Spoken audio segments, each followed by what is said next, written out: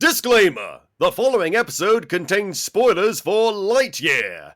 Don't go crying to your mum if we spoil it for you. You've been warned. Welcome to Podcapers, the official podcast of A Place to Hang Your Cape.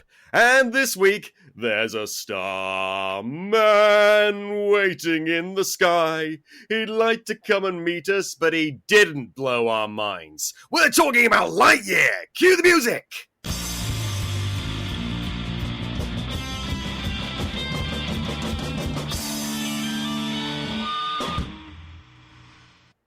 Hello there, Capers, and as I said, welcome to Podcapers, the official podcast of A Place to Hang Your Cape. My name's Scott James Merridew, and this is the show where we talk about various geek and nerd-related topics, and I'm joined each week by a very special different guest. Our guest today is a newcomer on the show. Indeed, this is his first podcast ever. Let's give it up for Craig Wexler! How are you doing, sir? I'm doing just fine. Thank you for having me. It is so great to have you on, but I'm afraid we must begin with two apologies. First and foremost, where the hell has Scott been all these months? Well, here's the thing. I mentioned the last episode we did that I was dealing with some issues and that Podcapers would return, but we weren't sure when that was going to be, and we would try to do the best we could. Best we could involved doing an episode reviewing the new Doctor Strange movie where the audio got corrupted. After that, I ended up moving flats, a bit of a life-change scenario. Also, like I said, I've been working on myself and just getting better in a good mental headspace. And so that's why it's taken up to now to get episodes out. But we are pushing full steam ahead, and we are hoping to get back to a regularly, or at the very least, semi-regular schedule upload. As per usual, Podcapers has returned, I promise. Second apology... I'm unwell! Yay! I had a bit of last few days I've had quite a bad throat, and then about 2 days ago it developed into a full-blown cold, so I've basically been in my bed all day for the past 2 days longing for the sweet release of death. It's not been fun. I'm still not well now, so if you hear me sneeze, hear me cough, or hear me take a big drink of water, that's why, okay? Nothing we can do about that. What we can do, though, is change topics to something much more fun. Talking about you, Craig. How are you? Who are you? What are you? Hi, Scott. It's nice to be here. Like I said, my name's Craig Wexler. I'm new with A Place to Hang Your Cape. I graduated college not too long ago, and so I find myself out in the world looking for something to do to make money to support myself, because that's what we all have to do, right? And that's so, what, according to the government, that's what I have to do, yeah. It's unfortunate. I feel like nobody's ever asked to be born, and yet we're all thrust into the universe, and then at a certain age, they're said, well, now you need to go get a job. I don't really want a job. I like watching TV and movies. Somebody wants to pay me directly for watching TV and movies. That'd be great. So I ended up with, A Place to Hang Your Cape, which doesn't pay me, but potentially somebody else might pay me to do something like this at some point down the road. Like I said, I'm new at all of this. So I'm an avid nerd. I've got the communicator badge from Star Trek tattooed on my chest. I've got the lightning bolt. In the right position, I'm assuming. Yes, right there. There we go. In the right position. I have the Deep Space Nine one because Captain. Because that's the best one. It's the best one. Also, I live in New Orleans, like Captain Benjamin Lafayette Sisko is from. Wait, so, his middle name was Lafayette? Lafayette. That's his middle name. Really? Really. That seems problematic as fuck.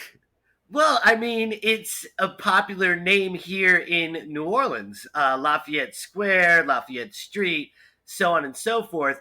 And think about it. He's not born until the year, 24 something, right? So at this point, I think that everybody's gotten over... You know what? We've got bigger fish to fry. Right. This is a whole other I can't believe subject. I didn't know that. I'm gonna be thinking about that for a long time. Good. I'm glad I could mess with your head a little bit. In fairness, it doesn't take much to do that. My mind regularly gets boggled all the time. And in fact, there's been a lot of things boggling my mind in recent times, such as this new film, Lightyear, which we are going to talk about. But before we talk about that, we need to discuss the news!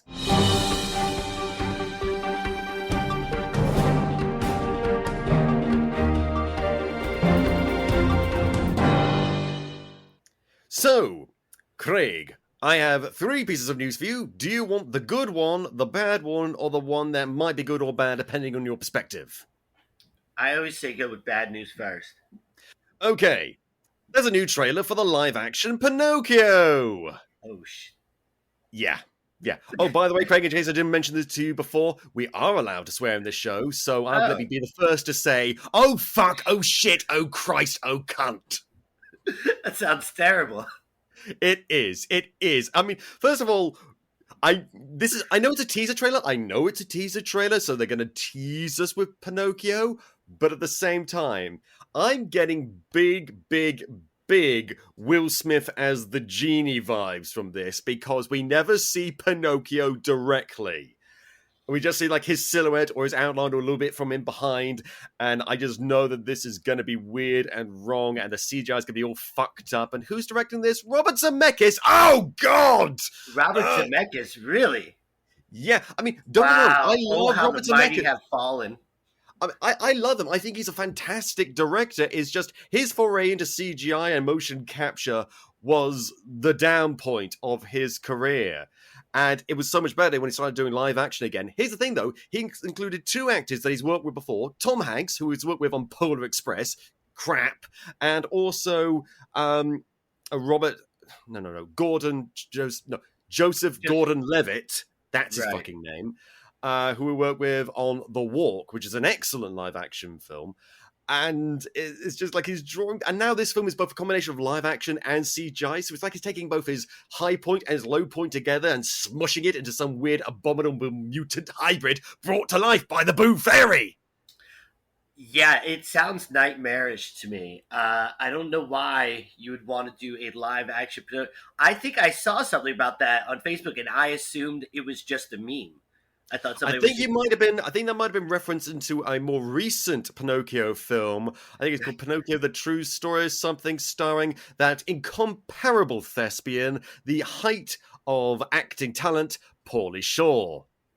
Wow, Pauly Shore, the Weasel. Wow, I hadn't thought about him since 1997. I mean, no one has, but apparently he's still around, and he made a Pinocchio movie which gained international memedom just by the trailer, by him saying, "Father, when am I going to get out and move on my own? I've got the whole world to see." I can't even, that is like a tenth of the whininess, 90s-ness, and slight campiness of Pauly Shore's line delivery throughout the entire movie. It is truly wonderful to behold in its shittiness. Right. It's like a train wreck. It's so bad you can't look away. Pretty much, yeah. I mean, that same thing goes with anything involving Pauly Shore. But here's the thing. I don't think anyone took that movie that seriously. No one tried their best with that movie. In the new live-action Pinocchio, they're gonna try. And it's going to fail, because that's what happens with all of these live-action reboots. You referenced Will Smith as Genie. I have to tell you, I actually loved that. Will Smith as the Genie, I thought the dance number, the Prince of Alibaba or whatever, I thought that was brilliant. Mr. Hey, what's your name? Whatever. Yeah, I mean, here's the thing. Okay, so I've made my points clear on Will Smith in that movie before, but just for a quick recap, I thought he was very good when he was allowed to be Will Smith's version of the Genie. Because what made Robin Williams so great was because they built the character around him. He was their first and only choice. The way they got him to agree to it was by going up to him and saying, "Hey, we want you to be in this movie of ours. Here's how we want you to do it," because they then showed him a bunch of clips from his stand-up that they'd animated, like complete new animations around the Genie, just from like his stand-up. And he loved it so much, that's why he agreed to be part of it. Not that stopped him from stabbing him in the back! Long story, I won't get into that. But I have a big problems with the Aladdin live-action movie, but Will Smith, for the most part, is not one of them. Having said that, my thoughts on Will Smith of late have changed somewhat due to certain events that, frankly, we cannot discuss for fear of going down a rabbit hole, which would take up the whole episode.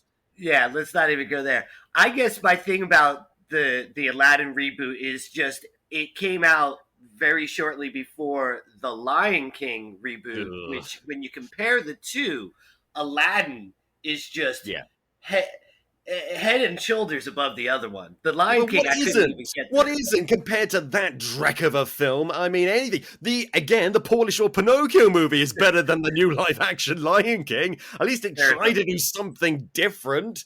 Oh God! But like, there was a talking horse in it. We're not even one of. Voiced Yeah, by John Hader, like the Napoleon Dynamite. I don't know why. But anyway, that's the first bit of news. Let's quickly move off of that into the good news. yes. We are going to get from the newly minted Avatar Studios 3 new Avatar The Last Airbender animated films.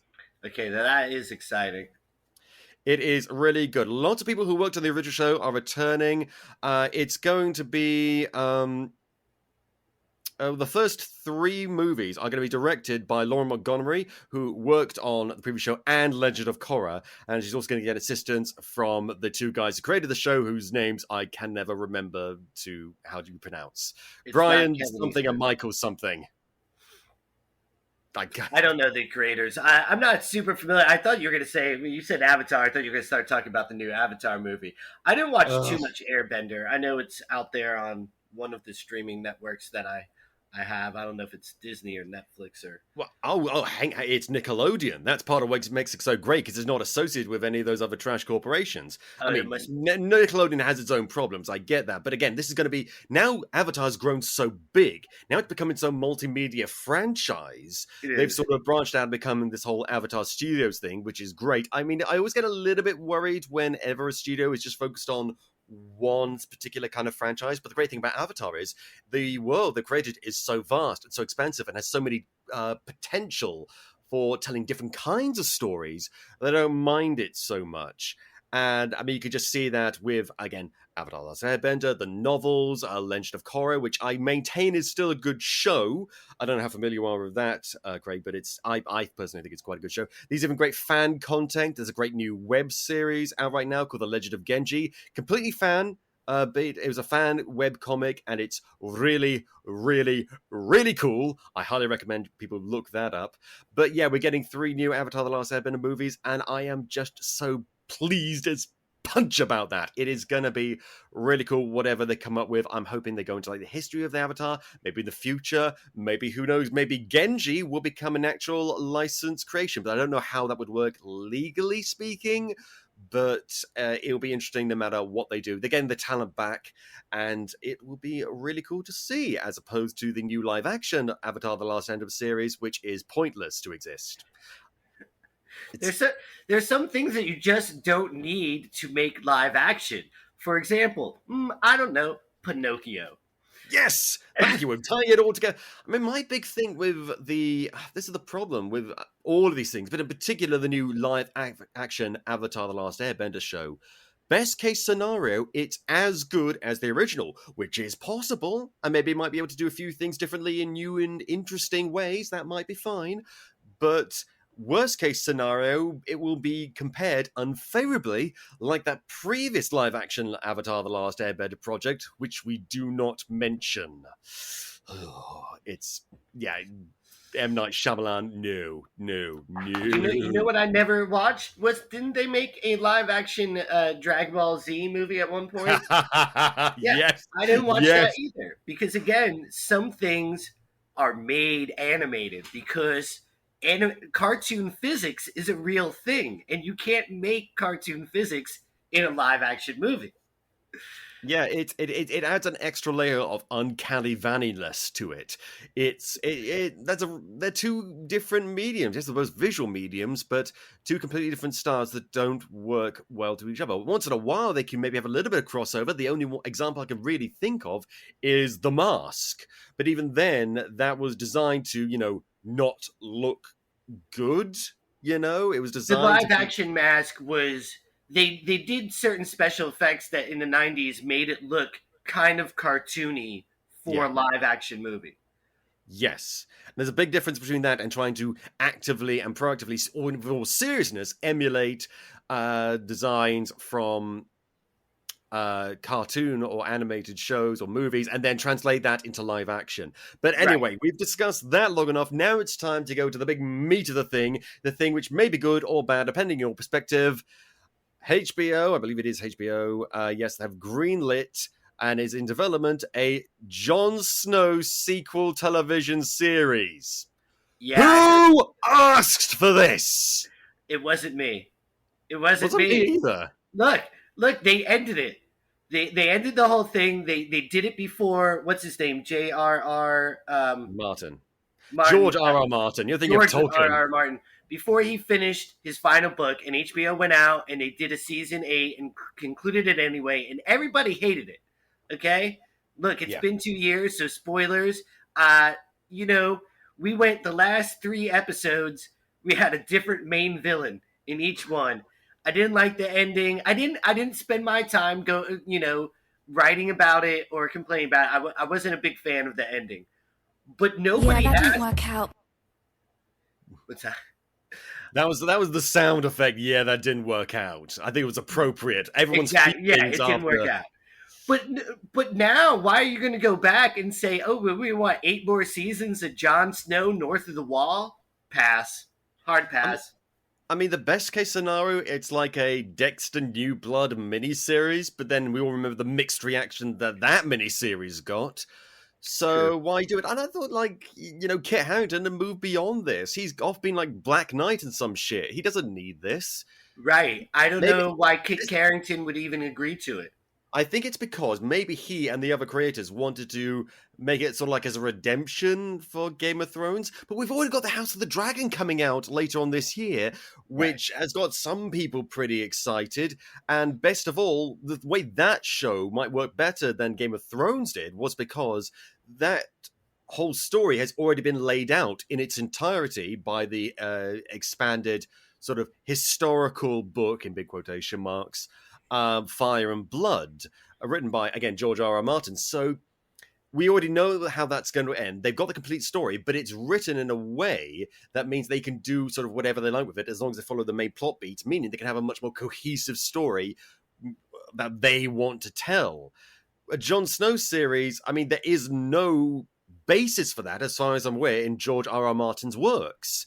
So what would even be the point? Just him bumming around in the snow? He's just going to walk around the snow for 8 seasons. Well, hopefully not 8 seasons, but yeah. I saw something online that said, you know what a better idea is? Let's follow Arya going off into like the unknown regions wherever she goes and see what sort of monsters she ends up fighting. That'd be kind of cool. So much more sense, and everybody would. I mean, I would watch that. I would sooner watch an Arya show than a Jon Snow show. Not because I liked Arya better than Jon Snow in Game of Thrones. They were both great characters, but his story's over. He went north of the Wall. He's going to live out the rest of his life with the wildlings. Hopefully he'll find another redhead and, have a happy life. But Arya is going out on adventures. She's like, what's west of Westeros? Well, that's a great question, Arya. Let's go find out. I would watch that. I know what's north of the Wall, a bunch of ice and zombies, except now the zombies are gone, so it's just ice. What do we do with the intricate politics of the wildlings? We kind of already seen that, and I don't know about you, Greg, but I'm over it. Yeah. So, yeah, I agree.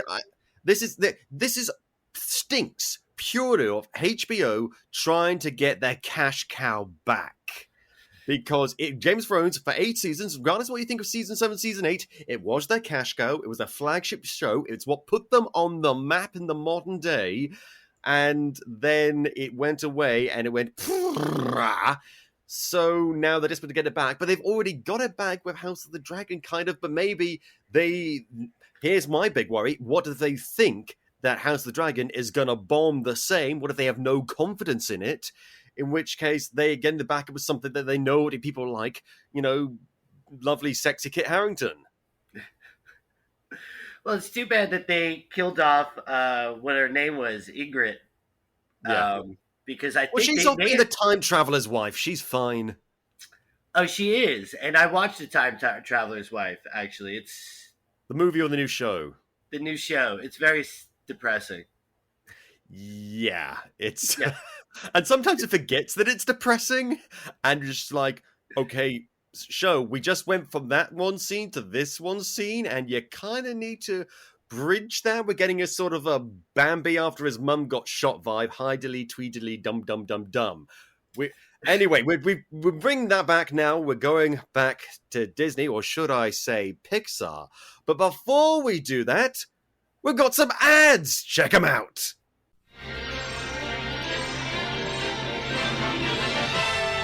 And now we're pleased to bring you our feature presentation.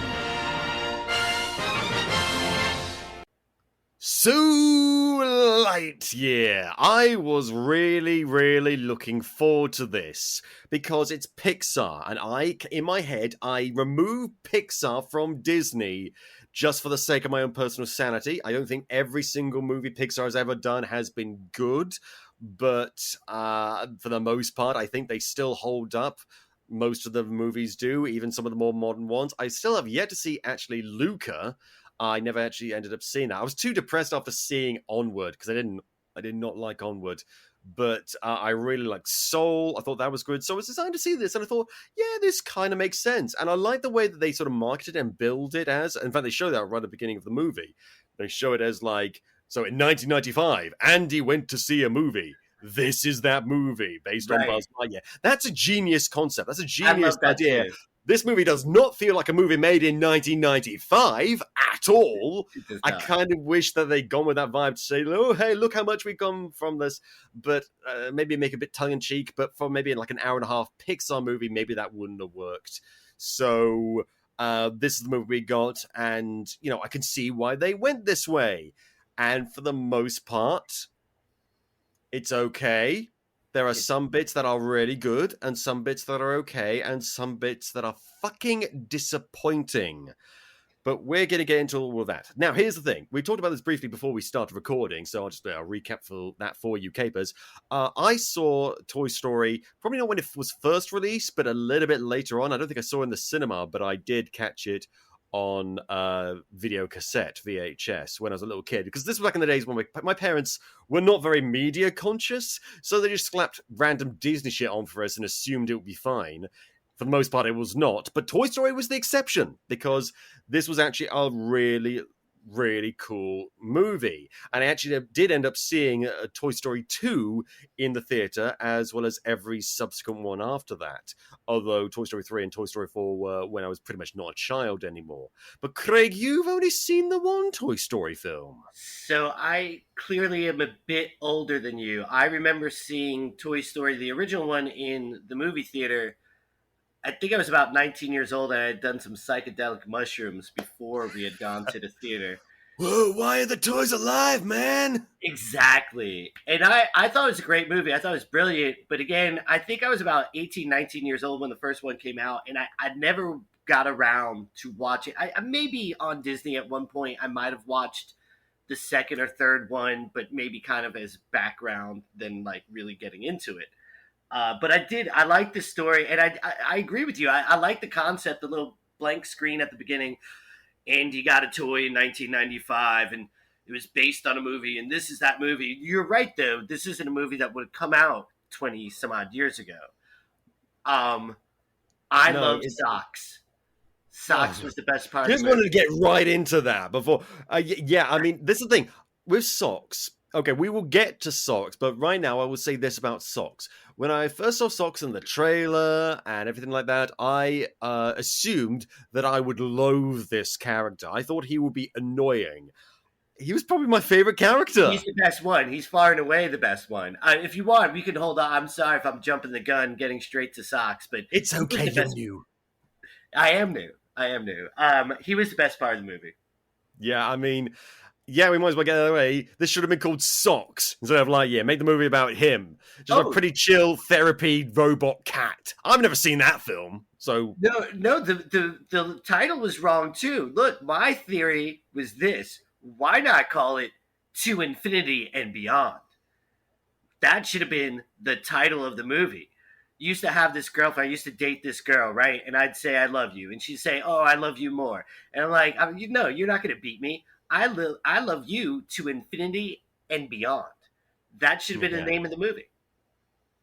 I mean, yeah. I mean, there was a sort of companion documentary thing on Disney Plus. Disney Plus shit these things out every time they get a new release. All the making of this, and it's basically a DVD extra, that used to get in DVDs before. Right. We suddenly burnt all those in the great DVD Blu-ray fire of 2019. I remember that day. The smoke curling up to the sky, the fires licking the very clouds themselves. I handed over my DVD of The Muppet Christmas Carol, and I said, I don't want to do this, but they snatched it from my hand. I miss you, Muppets Christmas Carol on DVD! I miss you! Anyway, so Scott, yeah. you're gonna be okay. I'm going to be okay. Going to be okay. I don't even have a DVD player anymore. I just use like my PS5 or my PS4 or if I'm feeling particularly desperate, my PS3, because my laptop doesn't do it anymore. So yeah, I mean, I like streaming, I like the accessibility, but I still have several drawers of DVDs, and I still occasionally get the old DVD of something that I really want to own, just so I can brag about owning it. Oh yeah, absolutely. I have, in fact, got the original TV show Police Files, Z Squad, whatever it's called, with Leslie Nielsen. I've got that. Do you have that? No. You just watch Airplane that one time. I used to watch Police Files on Nickelodeon when that was a thing. That was on Nickelodeon? Nick at Night had all the old classics. They had Police Files, they had Dragnet, they had, all the old classics. I think they played Laverne and Shirley at one point. Oh, okay. So I again showing my age, because when I grew up, like half of my childhood was analog TV and the other half was digital TV. But even when we got digital TV, again, it wasn't until I was a teenager before it was just like, hey, there's more than 4 channels. Who knew? At one point, but when I was a kid, we had to walk through 6 feet of shag carpet to change the channel. Oh yeah, turn the knob. I think I might have. No, I don't remember that even when I was a kid. But then again, I never paid attention when I was a kid. We were talking about Lightyear at one point. So that's the framing device. That's how we start. And then we go into the movie itself. And we're greeted to a big pod in space. I believe it's called the Turnip. The Turnip. I mean, that's what I would call it, in fairness. So the thing about this movie, I'm a little confused about exactly what's going on. So they're all in the turnip, but like 98% of them are in like a cryo freeze. Yeah. And I'm not exactly sure why. Well, I thought later on in the movie that would tie into something else, but it didn't. And we're going to get into that later. That's probably more of the movie that does not become apparent until much later. But anyway, then we're treated to Chris Evans as Buzz Lightyear. And I got to say, he is probably the perfect choice for this. I agree. Because he is recognizably, in his voice, Buzz Lightyear. But he doesn't sound like an impersonation of Tim Allen. Right.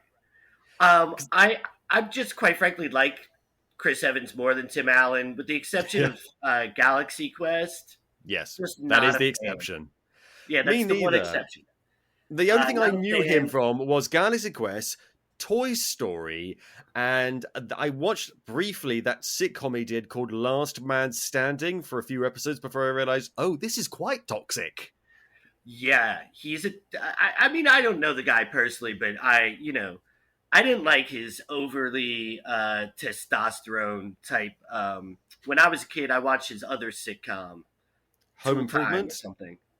Home Improvement. I've heard it. Very overly. I like. I'm a guy. I like being masculine, but I think he's over the top with it. He's all like, that's the noise he makes, right? And Chris Evans being Captain America, like, I feel that's a similar kind of role or projection of your voice, right? Buzz Lightyear, the authoritative, all-American sort of thing that Buzz Lightyear was sort of meant to be parodying in his original incarnation. Yeah, so it works, but he can also add an extra layer of humanity that maybe wasn't necessarily there before, although I might go into that a little bit later on. And it just like, I listen to him and I think, that's Buzz Lightyear. And I don't think, oh, that's someone desperately trying to be Tim Allen.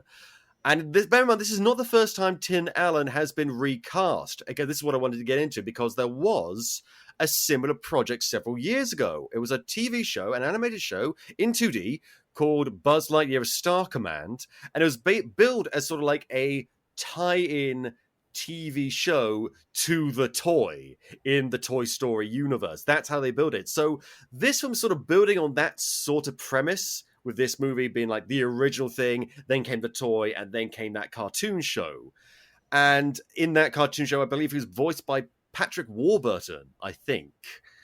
And I remember seeing quite a bit of that. I even had again, showing my age, I had the video game of it. I had the Game Boy Color video game of it. And I used to play that all the time, because it's actually a pretty good video game for the Game Boy Color, at least.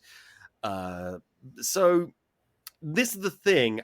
Whenever someone says, oh, this movie is completely unique in this regard, I have to say, well, like, it's not fair to compare this movie to that cartoon show, because they're very different in lots and lots of different ways. But this is a concept that has been done slightly before.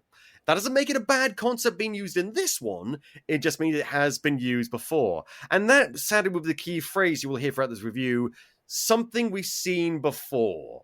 There are some new things in this movie, but there's a lot of things that aren't new. I give it a temporary pass, because don't forget, this is a movie aimed towards children who may not be familiar with a lot of these tropes or repeated plot ideas and things like that. But it's also aimed at people like you and I, who first watched the original movie and remember it with, at the very least, fond memories, if not outright nostalgia. Pixar, and indeed Disney in particular, are very keen to cater to two audiences at the same time, because they want to double their demographics all the time. Both young children who aren't familiar with these characters, and older generations appealing to their brand recognition and their nostalgia, who are familiar with these characters. That's the basis of all of their live-action movies, and this is no exception. That doesn't preclude it from being good, but it is something that they are doing. But in fairness, it starts off okay. Like I said, Buzz Lightyear is activating the Terminus. He's like, oh, there's an unexplored planet nearby. Well, I know we're off on this big, huge mission right now doing... But side note, we never find out what that mission is. We don't know why they're all in this hyperspeed. We don't know why they're flying through space. We don't know what their goal or their objective is. We don't know if they're just going to pick up space groceries or anything like that. No, they're just going through space, and then they see uncharted planet and thought, hey, let's check it out, because that won't be what we do. Right. That's my sentiments exactly. We didn't really find out what was going on in the first place. They take this side route to a very dangerous planet that's trying to eat them constantly. And it's not that I didn't like the movie. It was fun. And again, like you said, it was geared towards children. But I feel there's a lot of details and to the plot that are just left up to the imagination. I wonder what they were doing. I wonder how they got so far away. I wonder why they stopped in the first place. I guess that's straight back to Star Trek. And as I mentioned, I'm a big Star Trek fan. So, I mean, let's face it, the entire run of Voyager was them, we really have to get this way, but let's stop and see this anyway. But we had context for that, and they were key. Here's the thing: we know how the Federation, Starfleet. Yeah. We know how they work, and if we don't remember how they work, they are keen to remind us at every available opportunity. True. But in this movie, we get, despite it being a Buzz Lightyear movie, we get very little insight into his origins, we get a little bit of his motivations, but we don't get how Star Command works or anything like that, and just a little bit of context. We get context later on in the movie for the events that are happening right in front of us, but not for how we got here. Right. And I feel like we could have had, again, going back to Star Trek, remember the reboot of Star Trek that everyone loves uniformly? Well, maybe we could have had a couple of scenes right at the beginning of that detailing Buzz growing up and enlisting in Star Command or something like that. A bar fight? Maybe. And then he meets, Grizzly Man, who's obviously too young to play Bones. I don't know. It's... Oh, man, I love Carl Urban, though. He's great. I do love Carl Urban. He can do any role. Introducing the C word to all Americans, one episode of The Boys at a time. I don't know why I said the C word when I said that word myself earlier. I didn't want to overload you with C words. I know being American, that makes you just a little bit sensitive to it. I'm fine with all the words, C word, F word, B word, whatever. It's part of my culture. I'm part English and part Scottish. That's the thing. Over here, cunt is a friendly greeting. Yes, right. I'm not even joking. But okay, so again, back to Buzz. I wouldn't know. Maybe that could have worked or something, just a little bit. A quick little 2-minute, 3-minute, maybe even 5-minute max montage detailing why he is where he is. But no, we get it explained to us later on in the movie, a little bit about his motivations. Not his origins, but his motivations. Screenwriting 101, I will never, I will tire, but I will keep on saying this. I learnt this first week of my screenwriting course when I was doing, when I went to university. Show, don't tell. You can tell us all you like about why Buzz is the way he is, but you know what? I just want to see it, because film is a visual medium. But anyway, and so he lands on the planet, and immediately it kind of got me a little bit though, because it's like, Star Command, come in, Star Command. Why don't they answer? In the exact inflection that Tim Allen first did in that movie. And it was just like, oh, they know what they're doing. They know what they're doing, and I love it. Yeah. It works. It was good. And you're right. You mentioned earlier that, Chris Evans isn't trying to imitate Tim Allen. And and you're right, except for that one line right there. He was doing it exactly the way Tim Allen did it in the original Toy Story. But again, he was doing it with the same cadence, the same inflection, not trying to intimidate his voice. Right, so sure. It's about the rhythm, not matching it note for note at the very least. But anyway. Sure. And so there's a running joke throughout the thing that he likes to do his own, voice logs to potentially He's always narrating. And I kind of like that. That was kind of cute. And I feel like they could have made it like he was actually recording it instead of just talking to no one. But it's lovingly made fun of by his best friend, Alisha Hawthorne, played by Uzo Aduba, who I'm convinced can do no wrong. Yeah, she's brilliant. And she was great in this. I really got their chemistry right away. And that's hard to do when you're in two separate voice booths, as I assume they were. Sometimes you can get voice actors in the same booth together. Most of the time you can't. And so that's a mark of a good voice director, I will say. Forget about the actors. That's a mark of a good voice director to be able to get those performances separately from people. But it just shows they have really good chemistry, the two actors, and these two characters have really good chemistry. I dig their vibe. I can tell that they're friends from straight away, but they also respect each other quite a bit, and she's not afraid to call him out his behavior, like his fear of working with a rookie played by Bill Hader, of all people.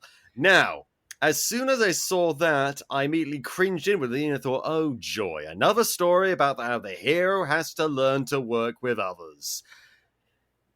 Again, we've seen this. This is patented trope that's been done to death, number one of many in this movie. Yeah, it was, and he's so obvious about it too. He literally says, "Oh, I just do it by myself. We've seen this story a million times. Oh, here's our hero, and he has to learn how to work with other people that surround him because, quite frankly, we need other characters." Yeah. So I mean. We've seen it to death. Again, we've already mentioned it's geared towards children. I think everybody in the theater that I saw it with that was under the age of 16 loved it. That's a pretty big demographic over the age of 16. That's 90% of the population of the planet, unfortunately. Goddamn baby boomers.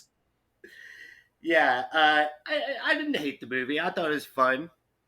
I didn't hate the movie either, but we'll get into that. I don't want to go into that. So they're having a little chat about, I don't want to work with Woody. Oh, you got to work with the rookie. And meanwhile, the rookie is being killed by plant monsters. Side note, when he disappeared on the Earth, I thought, holy crap, did they just kill off Bill Hader?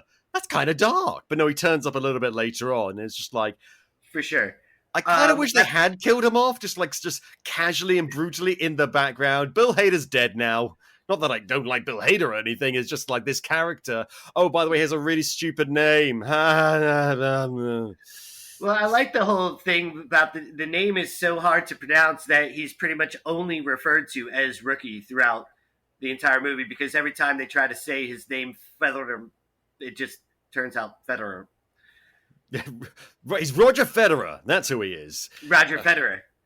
But it's Featherman. I'm already bored of the joke.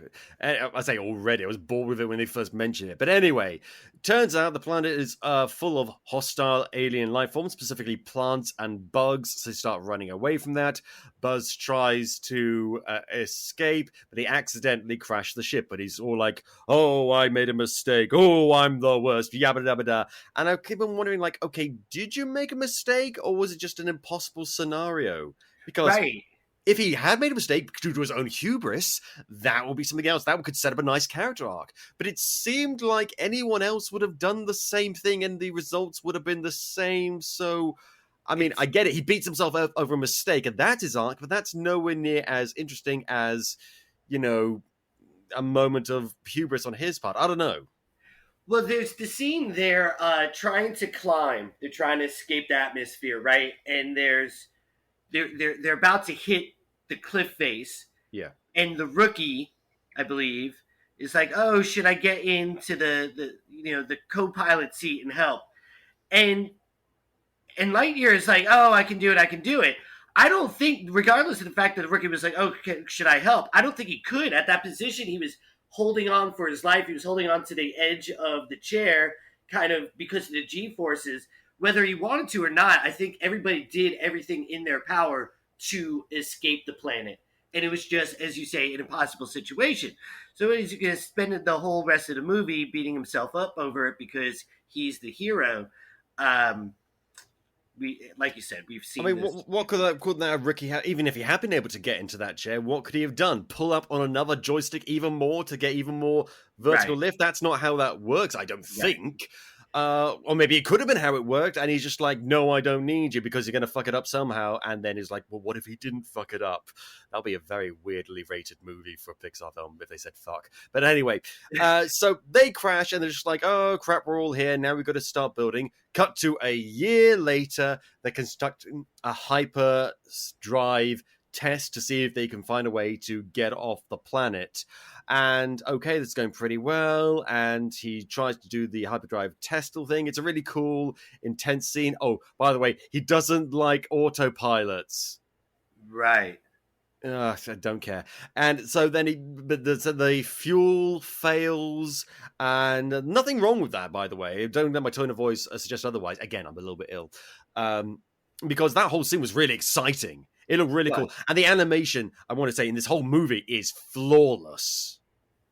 Yeah, well, Pixar's always going to do a good job with the animation. But then he gets back to the planet, just like, "Oh, you weren't gone for 4 minutes. You were gone for 4 years because of time dilation." That thing that Star Trek likes to ignore, and we all like it that way. Agreed. Which begs the question, okay, so time dilation, the idea that the faster you move, the more time slows down for you. Go watch Interstellar, that focuses on it a lot. If that's the thing in this world, why weren't they aware that would happen? Because surely they were traveling using hyperspeed in the turnip. How could they possibly have not been aware of it and not factored that into the plan? Were they traveling at hyperspeed and time dilation wasn't a thing? Do they have a way to shield against it and they're not saying it? Or is the movie just pulling this right now out of its arse? I think it's the latter. There's it's no always reason the arse. why he shouldn't have known in the first place that he was going to miss some years in his attempt to perfect this hyperdrive or whatever they're calling it in this universe. They should have known. They should have already been aware of the way everything works because they were already traveling.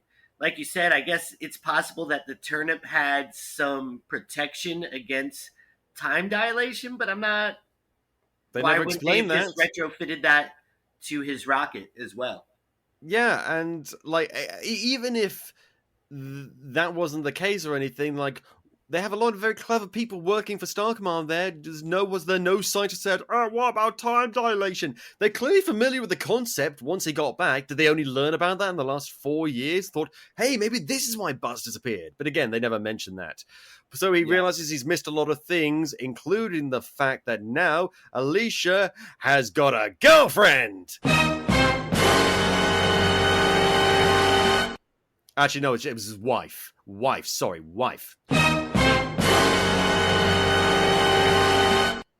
I think they're engaged when he gets back from the first trip.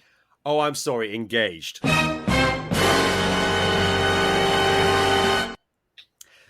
good. I mean, I did not know this was going to be in the film, so I was very happy to see it. Finally, it's a good bit of representation that is in the background, and that wasn't removed from the cut for foreign edits, except it was. Here's the whole horrid saga. You see, okay, so it was removed for cuts for places like China, Malaysia, Middle Eastern countries, and so forth.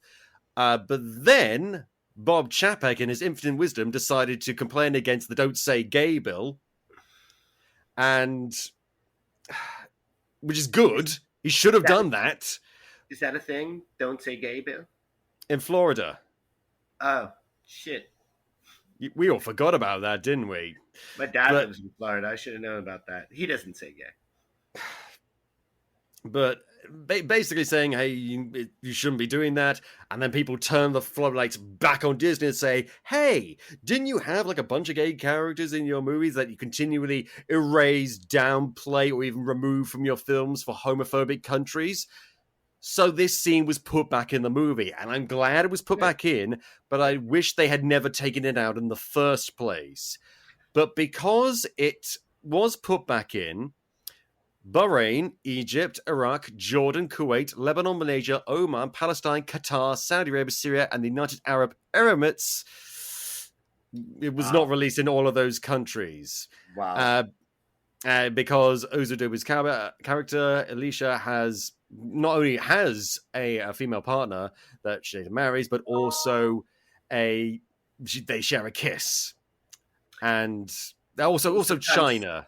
Believe it or not, sometimes couples do kiss, so, you know.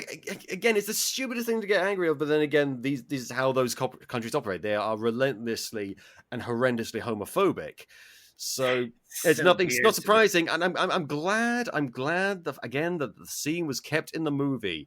It's good. It's a positive step forward for representation, and it's really sweet, and it ties into the movie. And I kind of wanted to learn a bit more about them as a couple, but that's not what the focus of the movie is. That's fine. There's nothing wrong with this representation. It's really good, in my opinion. Bear in mind, I'm a cisgender, straight, white man. Bearing that in mind. Same. But again, I really wish Disney just showed an ounce of a spine and decided from the get-go, we're not going to remove the thing. But yeah, why not? Like, look, I guess companies like corporations like Disney are just super, super greedy, and they need every single cent they can make. But I'm thinking you're making enough money in all the progressive countries, especially the States, that you could just take a stand. If you're going to go to the extent of putting interracial homosexual couples together in your movies in the first place, why not grow backbone and say, if you want us to cut this scene, you can't have our movie? Well, because they want to have the cake and eat it too. Disney looks at China in particular like a hungry tiger looks at a little bunny rabbit. It wants that market. It wants that market bad. And so they are willing to cut out any sort of remote mention, I don't know if anything even particularly gay in their movies, even the subtext thereof. And release it fully. Alicia's skin color? I mean, I know there's a problem with that as well. Are they also racist on top of homophobic? Again, this is the thing you have to understand. Bigotry does not operate on logic. Okay, and this is a form of bigotry. It's motivated financially, as you say, but it is a form of bigotry because when you side with bigots, you yourself are a bigot, if not by association. So, and this is the thing. is that they want to have it both ways. They want, in Western audiences, to show all the gay stuff they want, have pride parades in their theme parks, which is fantastic, and that's fine. I'm good, cool with that. But they also want to cater to homophobic countries, and it's like, no, Disney, you need to pick a fucking side. Either you are with people, good, innocent people, who are done nothing wrong and are celebrating their identity, or you're with bigots. And because of that backlash, eventually they did decide, you know what, we will, okay, fine, we'll stand with the people that we said we sat side with, and they put it back in the movie. Now that they've done that, they can't go back. They will try. They will try and go back and have it both ways again. They will try and have the cake and eat it too once more. But we cannot let them, and we will use this movie as precedent. I swear to God, by the time we get to the new decade, Elsa will have a girlfriend! Oh, Elsa, you're referencing Frozen. I've never seen it. Then you are a smarter man than I am. But despite the fact I've never seen it, I am familiar with, do you want to build a snowman and let it go? Well, who isn't? That got pumped into our brains while we slept. Yeah, I think so. God. Anyway, back from that part of Disney to this other part of Disney. We can't go on about that all the time. So Buzz is now realizing, oh crap, I've missed 4 years. Oh God. And then he gets given socks. Aw, our baby. Socks is the best. The thing about Socks is Socks can do anything. Socks is basically the Buzz Lightyear universe R2-D2. He can do everything that R2-D2 can do, and sometimes his head spins around while he's doing it. The best part about Socks is that he says his sound effects. Like if he's... Meow, meow, meow, meow, meow, meow, meow, meow, meow, meow. He can say meow, meow, meow, meow, meow. He says beep, boop, beep, boop, beep. He says...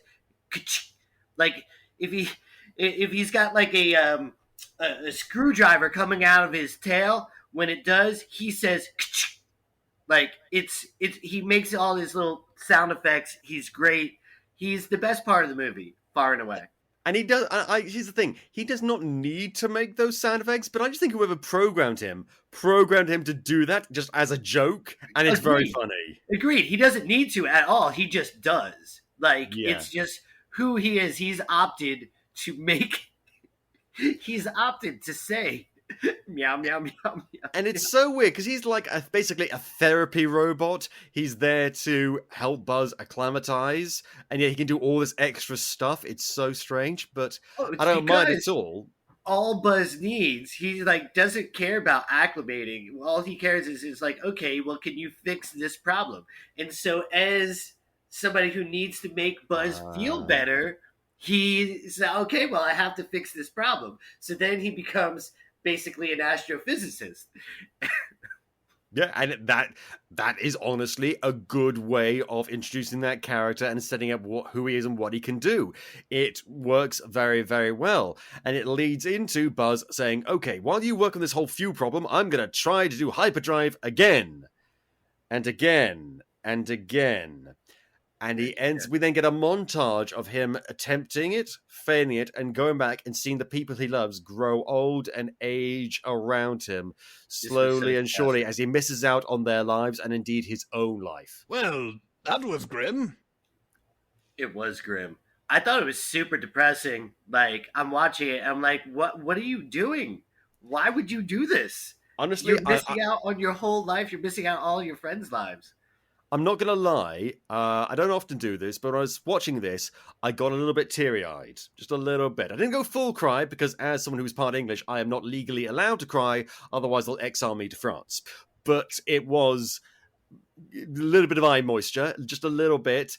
Agreed. Then I realised, hang on a minute, this is Chris Evans' backstory in from fucking Captain America! Yes, he misses out on everybody's life. It's the same thing. Exactly. And here's the problem, though. This is the second Pixar movie to do this kind of thing. In Onward, I don't know if you saw Onward, but in Onward, Chris Pratt's character has the same backstory as Star-Lord, his other character. I have not seen Onward, and now I have to go watch it. Well, no, it's not the same backstory. He doesn't get kidnapped by aliens, but he's got like a problem with like a parent who died out of a terminal illness in the hospital, and he's got traumatic memories of that, which is the same thing happens in Guardians of the Galaxy. So it's just like, how have you done something twice doubly? So you've not done it twice, you've done it quadruple. The people at Pixar clearly like messing with us. I hope they're messing with us, because otherwise it's just poor storytelling. Because it's something that they know that we would know about, and something that they would clearly know about, but nothing really clicked.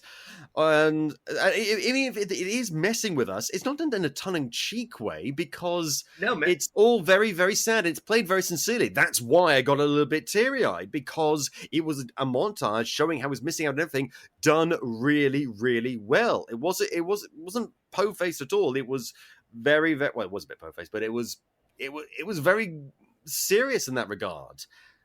And yet it's the exact same thing that Captain America has. And then I got distracted by that, by it turning out that Alisha has died. And she leaves him a final hollow message with her in the hospital right next to her granddaughter. And they do their French thing where they stick out their fingers like E.T. and say, "To infinity," and the other one responds, "and beyond," and it's made me cry. It's very, very sad.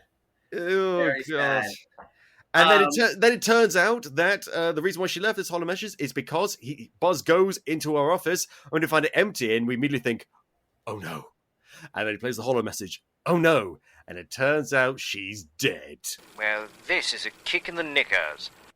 It's just, oh god! And right when we're processing that, because it was so annoying, because I wanted to see more of this character, I wanted to learn more about her, I wanted to see her explore and grow along with Buzz, but I don't begrudge them killing the character off like this, because it works very well in this regard. His single-minded determination and his desire to fix his mistake ended up costing him his friendship. It's a really powerful idea, and it's immediately made, not ruined, but kind of annoying when this new character, Burnside, just wanders in acting like an absolute twat badger. Yeah, no, he was definitely made to be a antagonist, but if in the reality of it, he was kind of right. Buzz has been doing this for like 40 years now, long enough for Alisha to have a kid who grew up and had a kid, right? Like, I'm sorry, but the definition of insanity is trying the same thing over and over again and expecting a different result. This guy was like, "Look, I'm in charge now, and we're not playing this game anymore." Definitely an antagonist, but logically speaking, he was in the right. Logically speaking, yeah, I agree. But here's the problem. When new information comes up, he chooses to ignore it. And this is the problem. It seems like he's treads the line between being an antagonist that's actually in the right, or an antagonist for the sake of having an antagonist. Not even like the main antagonist, just a holdover antagonist until the big main baddie comes along. That's true. It's just like, why is this guy such a raging douche? Couldn't it be seen as somewhat reasonable? And it's like that makes Buzz's single-minded determination thrown into much greater focus. But no, he just comes across as just a bit of an asshole. And why? And here's the thing. I get it. I could understand him saying, like, we're just going to hunker down and live our lives here because we've been living our lives here and you haven't. Fine, fair enough. Laser shield. Always really into that. Why is he so opposed to Buzz keeping on trying? He never gives a good reason as to why we can't, as a side project, continue the hyperspace. If it was a question of money or resources, I think it was resources. Think about it. He never says that. He never says that. That's true. If he had said that, look, we now are at a critical moment. We can either build a life for ourselves or invest further resources into something that we have no confidence in working. We're going with this plan A business. And if they said that would make him even more reasonable, and maybe would have justified his douchebaggery a little bit. Maybe he could have said, you know what, yeah, we're having lives here, but we don't really have much of a choice, because remember, who stranded us here in the first place? Oh yeah, it was you. I'm not your friend, okay? I was about to say I had a life before this, but he probably wouldn't, because he's too young to have a life. So this plan would have been all he would have known. So that's right. Maybe he had been working his whole life for the laser shield. Exactly, yeah, and there was potential for some really interesting dynamic, and if they kept this character around for longer, him having play back and forth was sort of like a no one's really wrong and no one's really right scenario. That could have been really interesting, but no, what we get is Buzz goes rogue with little to no convincing. Seems kind of antithetical to his character, but whatever. Again, single-minded determination. Okay, that's fine, and he. Sox has managed to create stabilized hyperdrive fuel. Okay, cool. But oh no, they broke the computer, so now they can't remake the fuel. I saw that plot coming from a mile off, and also, like, does Sox not remember the formula? Right, he's a robot, so he shouldn't really be very forgetful. It's like, I don't think the computer was what they needed. But anyway, so they steal the fuel. Buzz steals Sox. Great dynamic duo, by the way. Obviously, more chemistry than he and Woody had. But anyway. Yeah, absolutely. Well, I don't think he liked Woody at first. Well, I think it was more a case of Woody didn't like him. I think he was just sort of apathetic to him. But he definitely didn't like him later on. But he eventually does... he steals a hyperdrive ship and goes up, is successful in completing the hyperdrive.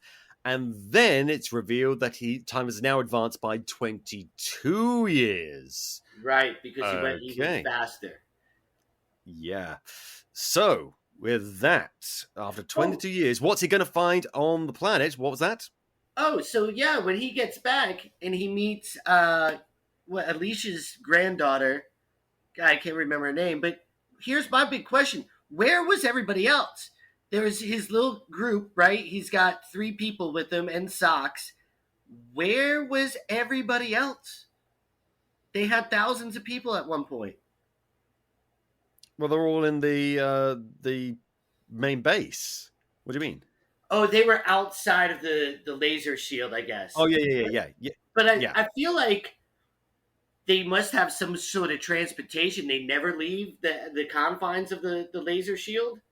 Well, no, because they got all the hostile alien plant life and bugs out there. So they're sticking with that, but they got like this one outpost for like the training of the new Zap soldiers or whatever they are. And that's why all those people are there. And we are going to get into all of that. Before we do that, it's time for some more ads. Honestly, we spoil you with these things.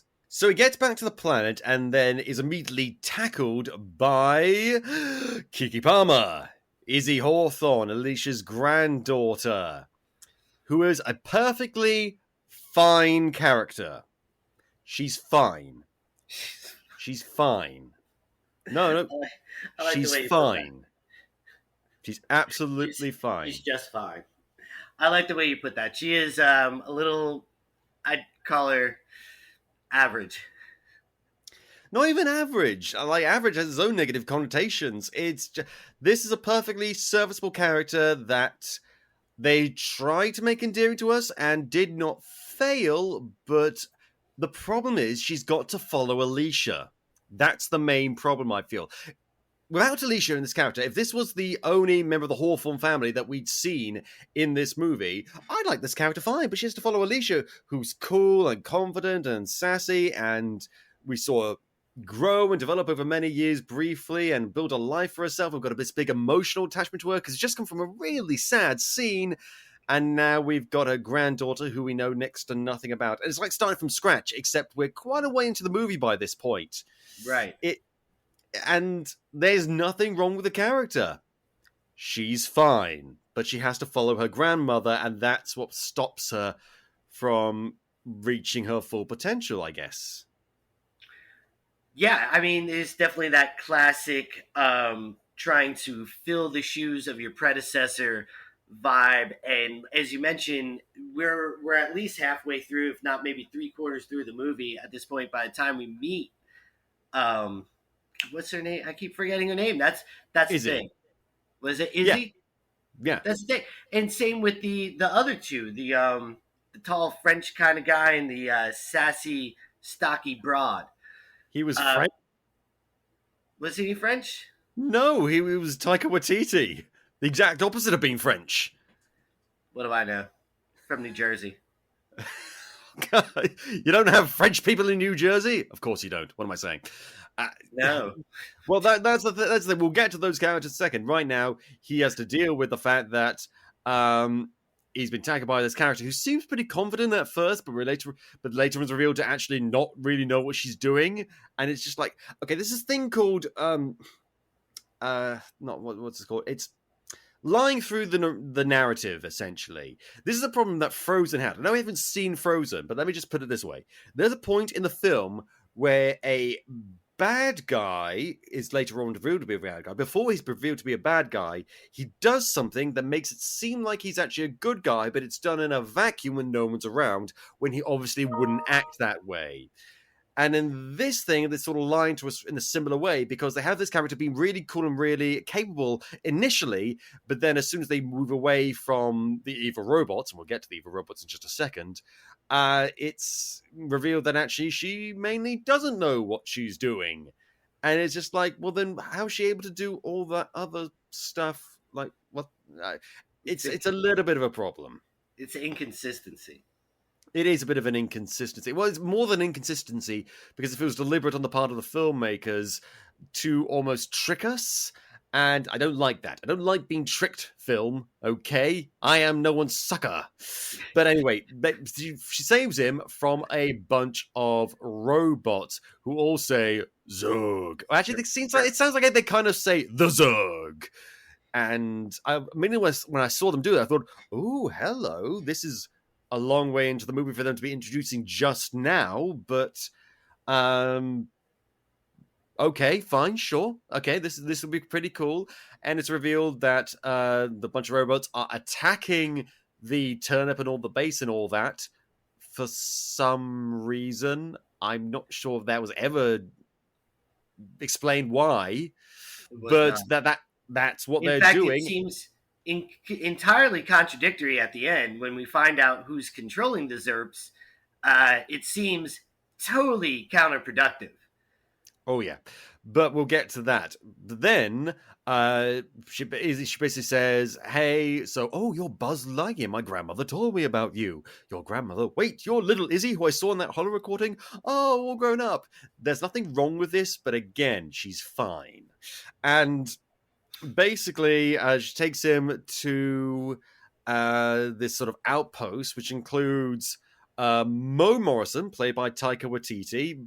For no real reason. I have no problem with Taika Waititi. I love Taika Waititi. He's a great voice actor and a great actor and a great director and all this stuff. I feel like this character could be played by a bunch of other different people. It doesn't really feel like something that I would immediately scream, Taika Waititi. But anyway. But tell you what, I really do like. I really, really like this other character named Darby Steele, played by Dale Soules? I don't know. I'm not familiar with her, but yeah. She's on Orange and the New Black, but anyway, she's fucking that's awesome. Right. That's who she is. She's great. Yeah, I like the character, but again, I felt like those characters could have been introduced a little bit earlier in the movie so that we could relate with them a little bit more by the end. And I was worried, like, okay, they're introducing these characters, so they're going to be very, very quick and very rushed and reintroducing these characters and telling us what the whole deal is. Actually, they take their sweet time, and if anything, that makes it even more annoying. I kind of just wish we could have known who these characters are and what they're about right away, but they spend quite a bit of time, admittedly stretched out over the rest of the movie, telling us, who they are and what their deal is. Right. Except for, again, Darby, because her sort of backstory is led to be a little bit mysterious. She's on parole. She was put in prison for an undisclosed crime. And it turns out she knows a lot about weaponry. This is fucking cool. Yeah, that part was cool. And I think, did they say something about what their crime was at the end? I think it was something to do with weapons. Stealing a ship. But even then, vague on the motivations and the context, which I like. And she says it right next to Buzz, who earlier in the movie stole a ship. And he's like, oh, well, I'm glad you don't do that anymore. Oh, God. Yes, I get it. But the thing is, she keeps saying, oh, I'm not allowed to touch a weapon because of my parole. Eventually, they're like, forget your role, grab the parole, grab a weapon. And then she's like, a Rambo style with the guns. She's like, da da da da da da, really good with. Granny, get your gun. Yeah, she's She's Hawkeye. Yeah, she's she's pretty cool. But the problem is, before we get to all that, we've got to do a whole thing. It's like, oh, they're the rejects, the B team. They're rookies. Bum, Not bum, rookies. No, because famously, Buzz does not like those. He does not like rookies. And I was just like, oh god, I knew it. I knew the whole movie would be about this. And sadly, that's what the whole movie is about from now on. For the most part, most of the character development centers on Buzz learning to work with these people. I say learning, for the most part, he's pretty successful in not working with them because they continually fuck things up. Honestly, I'm kind of on his side. Yeah, there was like a reoccurring theme where people would just not listen to the end of somebody's sentence. And so they would make a horrible mistake because they literally just wouldn't wait 1 extra second for somebody to finish their sentence. It kept happening over and over. They're like, maybe that's why he doesn't like rookies. But I think he also does the same mistake as well at one point. Yeah, but I think they put that in to make it look like it was even-handed. And you know what a better way to do that would be? Have him be confident and have them be competent. And just because they lack experience doesn't mean that they can't be, good at what they do. But no, they end up learning at their individual strengths later on. Well, I say that. Izzy and Mo get their strengths built up later on. Darby was strong right from the beginning. She was just like, I can't do this thing because of parole. We don't care. Okay, then great. Ka-ching. Let's go Rambo on these mothers. Yes, exactly. It's just, oh god, I just keep on thinking, like, I would much prefer to be him fighting all these robots with Alisha. Like, that would be so much more fun. And that's basically what the next good chunk of the movie is, them going from point to point, trying to get stuff to enact Operation Surprise Attack, because they need to go up to the Zerg ship to destroy it. She says Operation Surprise Party a dozen times. Yeah, like it's this really clever joke that we're supposed to laugh every single time, and it's just like, it's not that funny. Like, here's an idea. It'd be funny if it was like a really long, overly complicated, unnecessarily long, like, if this is like Operation Mega Ultimate Dynamite Omega Surprise Party X11 12 13 / gonna kill all damn bitches operation or something like that. And Buster's just like, yeah, that's way too long. You need to shorten that. That would be funny. But no, it's just like, surprise party. Yeah. Wow, I am rolling in the aisles. I'm not sure if maybe the joke was that by the time they actually get up there, she's said it so many times that it is clearly no longer a surprise. Yeah, but that's not funny though, because that just means they've worn the joke down and it wasn't even funny to begin with. So it's gone from, instead of going from being funny to being annoying, it's going from not being funny to being annoying, which is like, why does this even exist in the first place? But we don't need to get hung up on that. They already mentioned it too many times. We don't need to add to that. And honestly, I want to talk about these next few scenes, but honestly, there's not that much to talk about. They just go from point to point, mucking stuff up, trying to fix stuff. The most we get out of it is that we find out that in the Space Ranger suits, which they all managed to get their own versions of, they've got a pen in them. Why do they have a pen in them? Why are they writing things in space? Why do they not have, like, the touchscreen computer things? Why would they need a pen? What Space Ranger needs a pen? Do they need to sign for something when they're in space? Is it to do their crossword puzzle while they're in between missions? Why do they have a pen in the suit? That's valid. The character was really excited about the pen, and he's able to use it in the most random of ways. Maybe their spacesuit pen, is just cool because it can write in space. Okay, for novelty. Fine. I have no objection to the pen. I just wish for some goddamn context. What exactly are they going to be using it for? And here's the thing. It's annoying because this whole joke thing is juxtaposed with another joke at the same time that is actually quite funny because they've got a new kind of sandwich now in the future from Buzz's perspective where it's like meat, bread, and then extra meat. And they really like it, but Buzz doesn't really like it. And it's just like, that's clever. That's funny. That works because they give context for that. And it's like, yeah, but here's why this newfangled sandwich works. And like, we don't think it works, but it makes perfect sense to them and they can explain and justify it. And so that makes it funny. Why couldn't they do that with the rest of this movie? It probably was too much effort for them. Yeah. They came up with this one joke, and then they just said, okay, they spent like a day working on this joke, and they realized, oh shit, we're supposed to come up with like 20 other jokes. This. Do we want to provide additional context? No. Every other joke comes up in 5 minutes. Yeah. The pen, I'm still stuck on the pen. I think it's cool to have a pen that would write in space, but I am trying to figure out what exactly they would have to write for. What would they write? Because they've got all those computer screens, like, built into the suit. Like, Buzz flips up his thing, and that's got a computer screen on there for him to, put stuff... Again, it feels weird. It feels weird. It's like having a hammer and a chisel right next to a 3D printer. Right. I don't get it. I do not get it. But anyway, okay, and so then Mo accidentally, when they're taking a break to recover, he bumps into Socks, and suddenly it becomes very dramatic because Socks appears to be unresponsive. He's like, oh no, I've killed Socks. And then Socks is fine, like 2 seconds later. But it's like, oh my god, I nearly destroyed Socks because I accidentally bumped into him. And I'm just like, this is not a dramatic moment movie. And even if it was, he just accidentally bumped slightly into him. If that slight bumping is enough to kill Socks, like not even halfway through the movie, in this random thing, like, that's a very poorly designed psychoanalyst robot cat thing. Yeah, if that was enough to kill him, he probably would have been destroyed at some point over the 40 years that Buzz was up and down out of space. Could have fallen off a table and just, cracked in half. Yeah, and the sad thing is we already got that moment of concern for Socks earlier in the movie. The thing that precipitates Buzz stealing the hyperdrive ship is because he's told that Socks is going to be taken away from him and deactivated, and he's grown attached over the few days that he's technically known him from his perspective. I think I've actually just contradicted my own point. Oh crap! But still, they've grown a little bit attached. Grown attached to him, but also Socks had the information he needed, right?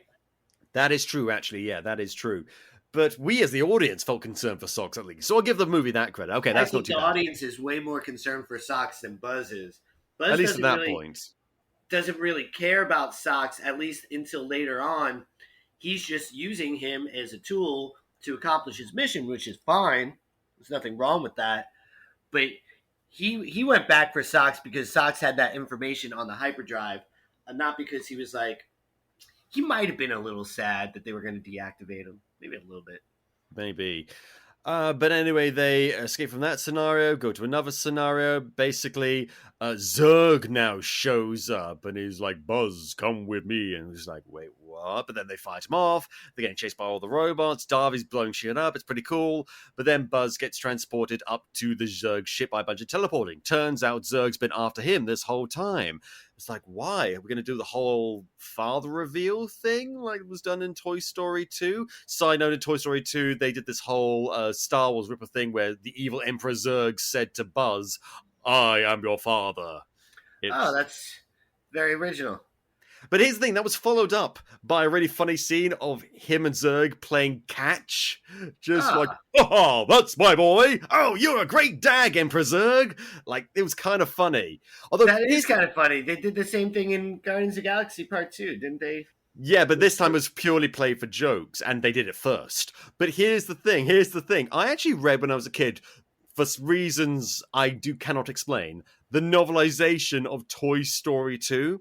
Now, when you make a novelization, often you're doing it at the same time as the movie's being made, so you can release it when it gets released for all the kids, because you're marketing tie-ins. And so often at times, writers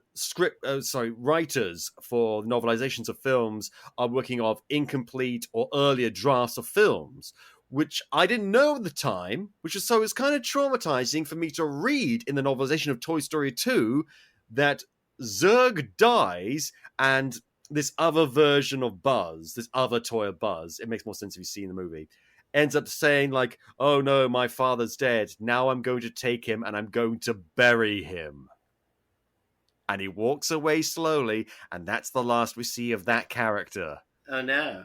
Well, it was pretty fucking dark. I don't know if that was just an idea of the original idea of the person who wrote that novelization, or if it was, again, as I said, in an earlier draft of the film, they realized, oh, that's a bit dark. Let's change it so they're having fun. But it is a little bit dark. it is a little bit dark, but here's the thing. I think I actually read the novelization first before I saw the film.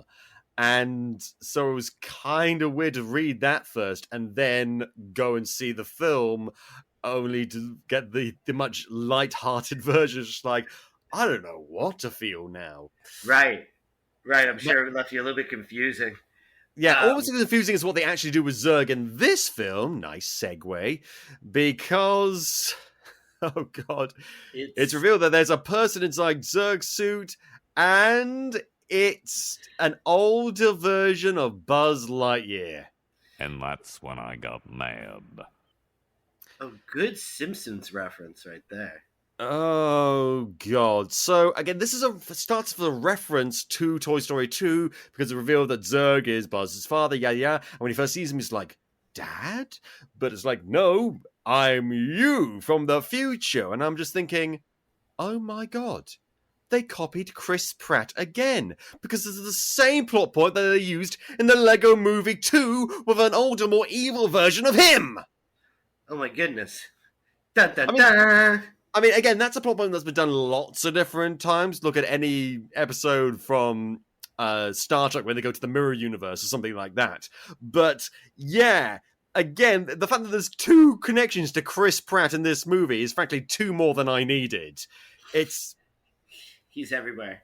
Oh, God. And so, at first I'm like, maybe old Buzz isn't going to turn out to be evil. No, he turns out to be evil. Turns out he's from an alternate timeline where he went back to the planet after conducting the hyperspace trip, was about to get arrested, flew up, went into hyperdrive again, and went to the far, far reaches of the future, found a bunch of alien technology just hanging around, and then decided to come back to the present to wipe out the timeline, go back and basically... stop them from landing on the planet in the first place, I think. Yeah, and... Right, so his plan is to wipe out the whole timeline, which means that everybody would be erased. So, like, Alisha had gotten married, had a kid who grew up, had a grandkid, and then that kid is now his partner or friend or whatever, and all that those generations would be completely wiped out of existence, like a Thanos snap, right? Yeah, which coincidentally, Thanos is the son of this actor, because old Buzz is played by James Brolin, the father of Josh Brolin. Oh, really? I didn't know that. I've never heard of James Brolin. I think he's the father of... Is he the father of? Yeah, he's the father of Josh Brolin. And I wonder first, when I heard his voice, I was like, is that Josh Brolin? Turns out, no, it's James Brolin. They've got kind of similar voices. His whole shtick is... life is good, but it can be better. And Buzz is just like, yeah, but like, we've got people there, as you say, families, maybe, we shouldn't mess with time anymore. Right, you don't want to wipe these people out of existence. And then as Buzz says, hey, they'll never know the difference, but he just refused to compromise, and that's what makes him evil. And I just kind of hated that, because it's just him being evil for the sake of being evil. There's no compromise, there's no him being slightly conflicted, there's no acknowledgement of the fact that, yeah, that sucks for some people. But it's, again, I get it, he's been old and lonely for so long now, and he can't let go of his mistakes. But Jesus, you could have thrown some sort of twist in there. Maybe the evil alien technology corrupted him somehow, messed with his mind somewhat. Well, now maybe he's actually been controlled by the robots, or a different version of Zurg, the actual Zurg. But no, he's just evil for the sake of being evil, and we've seen it a million times before. And at that point, I just lost patience with the movie. They'd struck out too many times for me. Right. The way I saw it, though, his evil is just from the narrow-mindedness. Throughout the movie, they keep saying the mission.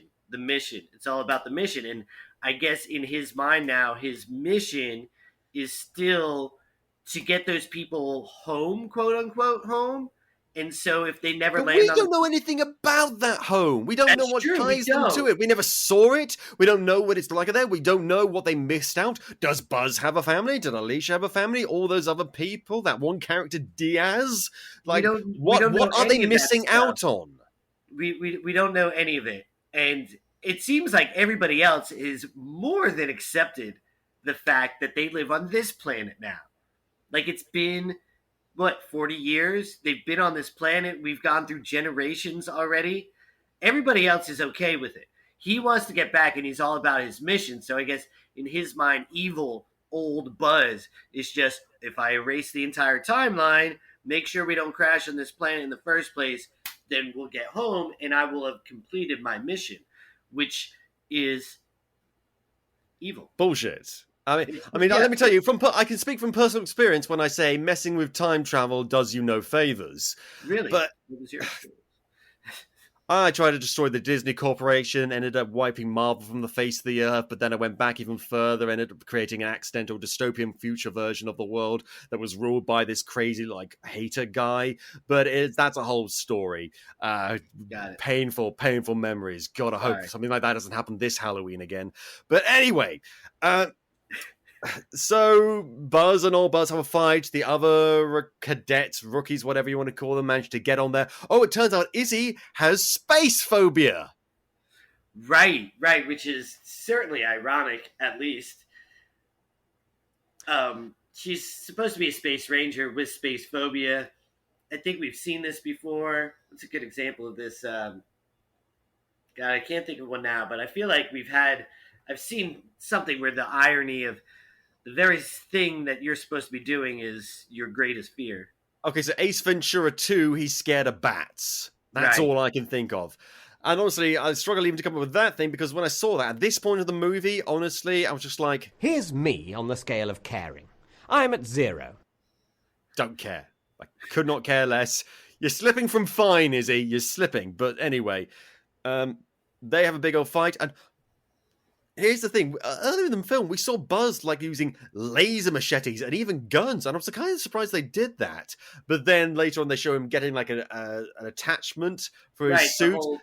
The laser. Exactly, yeah. And I thought, that's kind of cool. Then I thought, why are we building up to him getting his arm laser and then assuming later on his wings? Why couldn't he have had those from the beginning? The whole time, right? Because we care mainly about the character development, but we want to see Buzz in his element, flying around, shooting things, but no, they leave that pretty much to the end. And I don't begrudge them for doing that. There's nothing wrong with them doing that, but it would have been kind of cool to see that from the beginning. Maybe parts of them get damaged, he has to fix them as they go along, or something. I don't know if you're really that concerned in terms of plot-wise, because him flying is too big of a deal breaker. I don't know. But the whole point of this, there's so much going on. This ending seems so padded. We've already gone through a lot of stuff in these first two acts, especially in the first act, in fairness. But this third act, not a ton happens, but the little that does happen takes so long to happen. The big fight between him and Zurg, the rookies infiltrating onto the ship and trying to get to Buzz and stopping the other robots. All of this just goes on way too long. The pacing gets thrown out of the window, and I was just like, can this movie please end? Please! Yeah, actually, me too. I was getting bored at the end of it. It's like, okay, I get it. They're going to win, and oh, look, he's going to start a new, we'll get to that. We'll get to that. I mean, here's my perspective on it. I can happily watch a 3-hour film if the pacing is good, but I struggle to watch a film that's even 1 hour and 20 minutes if the pacing is bad. The worst example I've ever seen, and this movie is nowhere near this bad, but the worst example I've ever seen is Fan 4 Stick. The Fantastic Four reboot. Oh, God, it was horrible. Wait, which one? There's been a lot. You talking about... Oh, yeah. The latest Fantastic Four reboot, the one with the fucking abusive director, Josh Trank. Yeah. It's really bad. It's very shame. It's very sad that they really can't get that movie right. Fantastic Four is a great comic. Because none of them understand what they... Honestly, ironically, the thing that understood the Fantastic Four the most was the original made-for-insurance purposes Roger Corman film. Was it Harvey? Was it Roger Corman or Harvey? I can never remember if it's Roger Corman or Harvey Is this Corman. the one where Jessica Alba is in? No, before that in the 90s. Okay, so here's the thing. Oh, that's right, the one in the 90s, yeah. Yeah, so that movie that was made purely for like legal reasons and wasn't even released, and they didn't tell the actors it wasn't going to be released, and they were really disappointed afterwards. I can imagine why. Though in fairness, the movie is still crap, but it kind of understood the Fantastic Four's whole deal.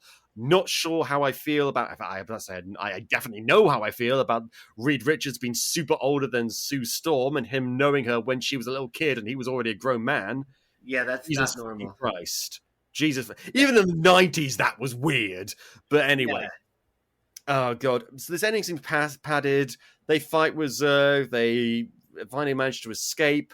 And Buzz sacrifices the hyperdrive fuel to get them back to the planet safely, seemingly killing Zurg, his older incarnation. And then they get back to the planet, and Burnside is just like, rah, rah, rah, you guys did, rah, rah, rah, rah, rah, but it was damn good flying. And it's just like, even though I should totally arrest you and throw you all up on contention charges, I'm going to give you everything you want. I'm going to reenact the Space Rangers, and you're going to be the Universe Protection Division. Hey, remember that from the original movie? Yeah. And it's like, okay, this is fine. Couple of things. One, why did you change your mind about arresting him? Two, why does he want to reenact the Space Rangers? Like, what purpose does that serve for his purposes? And three, like, just context. Explain yourself. I'm fine with you arriving at these conclusions if you explain how you got to these conclusions. Show your fucking working movie. Right. They got to those conclusions because it was the end of the movie. Oh, yeah. What we're left with, more or less. He doesn't give any explanation as to why he suddenly changed his mind. Maybe he's had Because 22 years since they last met. Maybe he changed his mind. Maybe he came around to it. Maybe he wants to enact the Space Rangers to help protect this planet and rebuild Star Command. Maybe that was his whole plan from the beginning, but Buzz left before he could explain it to him. Right. Maybe he was impressed with the fact that Buzz saved everyone from Zurg at the end of it all.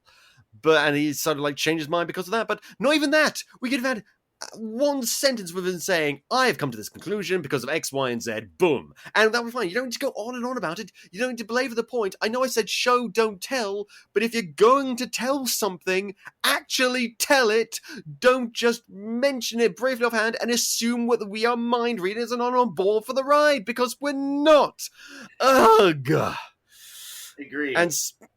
And so Buzz says, I am going to start the Space Rangers, sure, absolutely, but my first recruits aren't going to be any of these mindless, faceless drones. They're going to pick these three, because even though they fucked up a bunch, they managed to pull it together by the end, sure, and they get all the brand new, shiny new suits, and then they immediately start going to this other random planet that we know nothing about, that they have no real context for knowing anything about, and that's the end of the movie. Or is it? Because then we get a post-credits scene of Burnside sipping coffee in his office, where then suddenly a bug floats into the laser shield and is like, ha! Laser shield. And it's just like, that's not funny. I don't like this character. And even if I did like this character, that's not funny.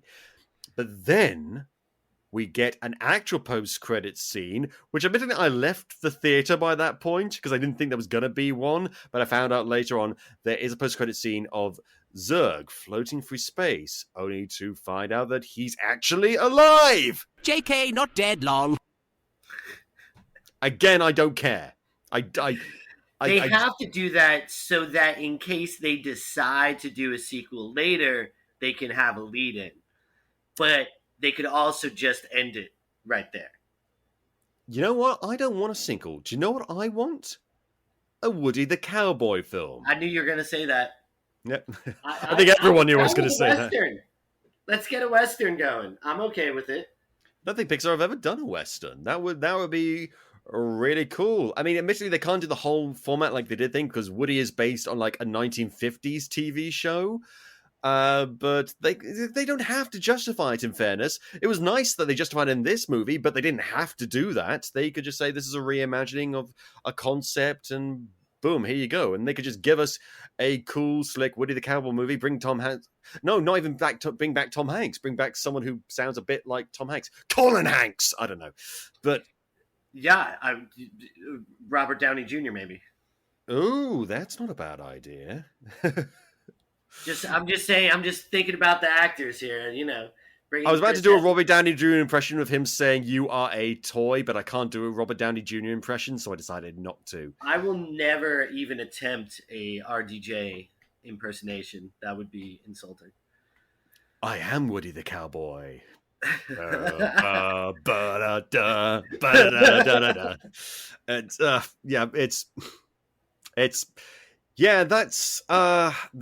Lightyear. Now, we're going to talk about our final thoughts in just a second, but before we do, here are some ads. Okay, here are my final thoughts. This is a movie that ran out of something. I don't know whether it was money or time or ideas or all of the above, but it ran out of something. Because it starts off so strong and continues strong, but then suddenly the strength ebbs away. And by the end, I was glad it was over. And I should be left wanting more. And I don't want to see any more of this. And that's a big disappointment. It is a little disappointing. I think what they ran out of was creativity. Like you said, there's a lot of stuff that just was left unexplained. However, I think also this movie was geared for people a little bit younger than us, or a lot younger than us. Like I said, everybody under 15 or 14 or whatever seemed to love the movie. And maybe, that's... You just have to take it for that. It's a kid's movie. But at the same time, there are other kids' movies that are so much better. Yeah, and who do provide additional context and are not patronizing to their audience and are willing to explain things, not overly. I don't need an exposition dump. I don't want that. That's the other extreme. But for God's sake, you can take a moment to either tell or better yet show us things that we need to know that can provide additional context. And when the movie does that, it works really well. Like, I don't want to say that this is a bad movie, because it isn't. This is not a bad movie by a long stretch of the imagination. But here's the thing. It currently has a Rotten Tomato score of 77%. And frankly, I believe that. For Pixar, that's quite low. Yeah. But that does not make it bad. It is not bad. If someone said, should I take my kid to see this film? I would say, absolutely. They'll have a great time. If someone's a big fan of Buzz Lightyear and Toy Story and they said, should I go see this movie? I'd say, absolutely. Maybe temper your expectations a little bit, but it's worth your time. I'm glad I saw this film, but I just wish they had stuck the landing, because it's less to infinity and beyond and more to just a little bit before infinity. And you know what? I'm a bit tired. Let's not go to beyond. Let's just go and have a snack or something. It's disappointing, which is not the same as bad, because a really great ice cream sundae can still be disappointing if you expected more whipped cream with nuts and you got less than the desired amount of whipped cream and nuts. Does not make it bad. Still an ice cream sundae, but that's not what you were expecting. And, my expectations are not the film's fault. But Right. This is Pixar. I think we've gotten used to a certain degree of quality from them. Fucking Turning Red. I didn't even mention Turning Red earlier. That was a fucking amazing film. I think people had even less expectations for that. And maybe that's part of the problem. Maybe it's because they had a completely new concept that was written by someone. It was not autobiographical. It was barely even semi-autobiographical, was Turning Red. But it was still really, really good. And because it came from a sense of authenticity. Whereas this, I imagine all the people making it were big fans of Toy Story and Buzz Lightyear, and they had lots of different ideas, but at the same time, I think with Turning Red, and again, I'm just making a lot of assumptions here, there are only certain directions where that story would go. So they decided, let's focus on what would work to make the story work properly. Whereas with Lightyear, you could make any kind of story from a Buzz Lightyear story, whether it be an origin story or a day in life story, anything like that. And I know that because that's what the cartoon did. It showed a lot of different stories focused around Buzz Lightyear and his friends, all of which were slightly more interesting and colorful and wacky and a little bit fun and silly than this movie was. And I don't think it's fair to compare the two because they are very different stylistically, but at the same time, we could have gotten so much more out of this and we didn't. And so that is, unfortunately, that has branded it as a disappointment. Right. Any final thoughts from you? My final thoughts are very much along the same lines as yours. I wouldn't go around, ragging on the movie. It wasn't bad. I think it was geared towards children a little bit more. I wish they would have explained a few more things. You talk about Pixar. It was only about a year ago or two that they came out with Soul, which I thought was a brilliant movie. I'm a little biased because I love jazz music, but it felt like... Well, who doesn't? Right. I felt like they just fell short on, as you said, expectations. We could have been, things could have been explained a little bit better. There could have been a little bit more of a succinct story and plot line, whereas kind of just some things that happened until the very end. And then you have that, final, battle scene, which is great with Zurg or whatever. He's fighting himself, the old Buzz versus the new Buzz. There's even the old Socks and the young Socks, but apparently... Oh, yeah. But apparently Socks stays consistently a good robot the entire time, even though older Buzz goes evil. You know what would have been a really great twist? If Socks turned out to be evil. If Socks was the mastermind of the whole thing, that would have made an amazing movie. If somehow the older cyborg-looking Socks with the glowy eye was really the mastermind of the entire thing, he had warped Buzz's mind to become Zurg. That would have made an amazing movie because nobody would have seen that coming. I wouldn't have seen that coming. I might have guessed it at a little point. I thought at one point in the film I did think, ooh, what if this? But again, they didn't build up to that. So I was distracted by other things like that. I can just imagine that right now. It's just like, I was programmed to help people. But who helps me? Well, now I help me. Right. I am my own best friend. That would have been great. But who knows? Like I said, maybe we'll see something else in the future, or maybe they'll take a different Toy Story toy and make them a prequel as well. Wow. Finally, we will see the origin of Ham. Mr. Potato Head. But on that note, I think we're going to end the show. Thank you so much, Craig, for joining us today. Thank you for having me. Happy to come back anytime, especially if you want to talk Star Wars, Star Trek, or Ninja Turtles. I do like talking about those things, so we'll see what comes up in the future. We have a glut of Star Wars stuff coming our way. You know what? Maybe when the Obi-Wan Kenobi series is finished. Think about that. That would be great. I'm loving that show. But if you enjoy the show, Capers, please tell your friends, shout it from the rooftops! And if you haven't already, go back and listen to some of our other super episodes, like previous Disney stuff that we've done in the past. We've done so many. It's a bit of a topic of mine. And you can listen to the show on iTunes, YouTube, Spotify, Amazon Music, or at podcapers.com. If you want to get in touch with us, suggest show topics, or maybe come on the show yourself, you can find us on Facebook, Twitter, and Instagram at AP2HYC. Thank you very much to Dan Harris for our logo, the lovely microphone, the Red and Blue 3D glasses. Those are mine. And thank you for listening. This has been Podcapers, the official podcast for a place to hang your cape. We're back, baby! Cue the music!